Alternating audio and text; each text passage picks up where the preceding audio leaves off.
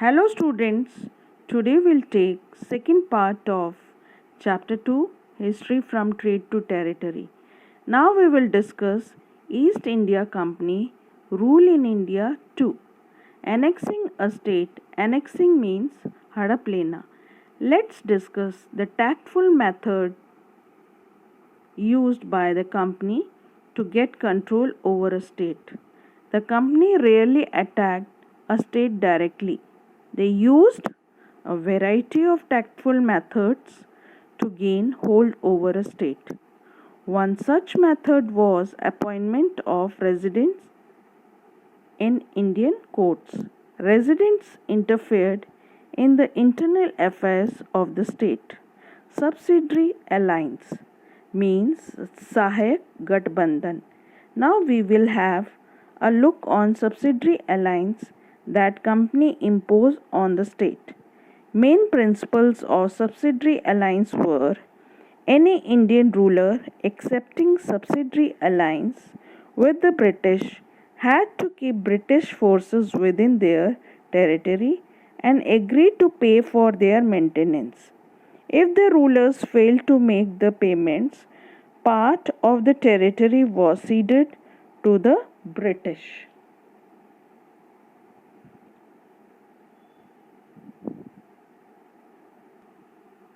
The rulers accepting it were forced to keep a British officials at the court called resident.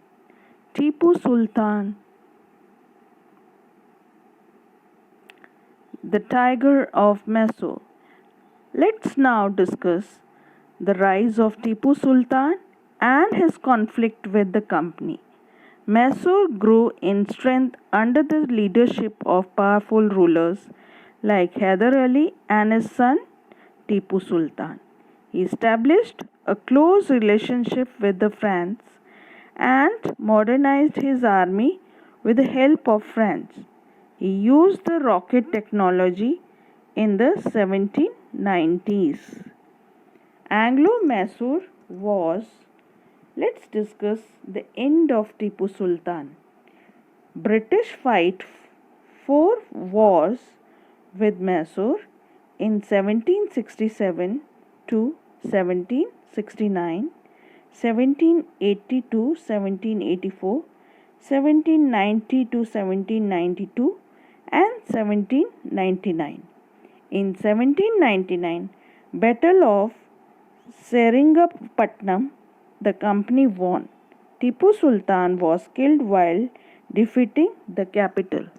Subsidiary alliance was imposed on the state controlling the Marathas.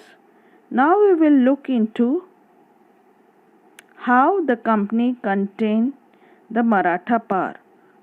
The company wanted to destroy Maratha power. The Marathas were divided into many states under different chiefs. Chiefs belonged to different dynasties such as Sindhya, Holkar, Gaikwad and Bhosle. Marathas defeated in the Third Battle of Panipat. Their dreams of ruling from Delhi was shattered. Anglo-Maratha Wars. Marathas were subdued in a series of wars. The first war ended in 1782 with Treaty of Salbai. The second Anglo-Maratha War 1803 to 1805 was fought on different fronts. The British gained Orissa and territories north of Yamuna rivers including Agra and Delhi. The Third Anglo-Maratha War 1817 to 1819 crushed the Maratha war power completely.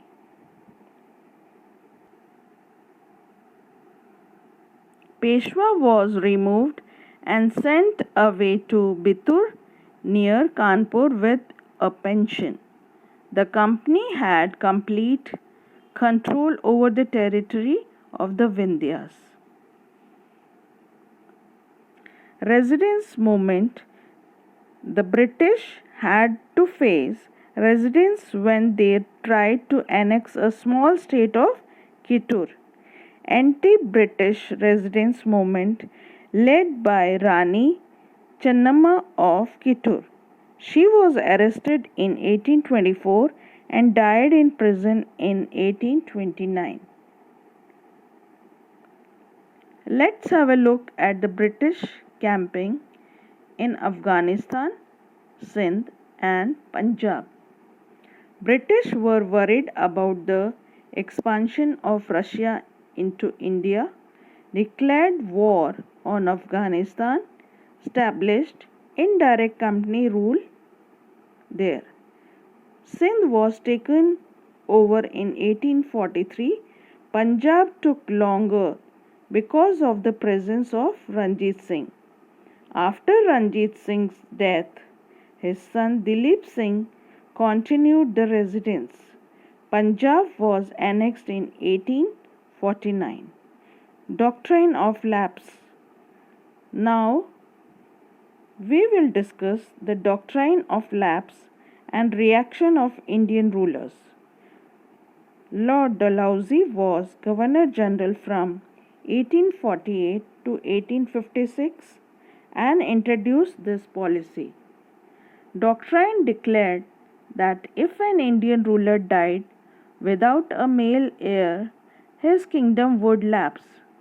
Heir means waris.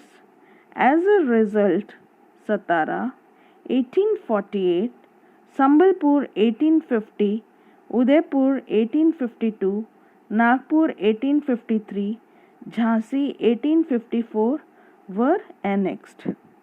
Awadh was annexed in the year 1856. The British accused the Nawab of Awadh of misgovernance. Nawab was deposed in a humiliating way.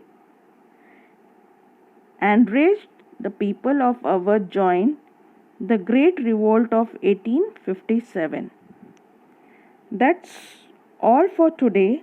Students, we will continue the remaining part in the next session.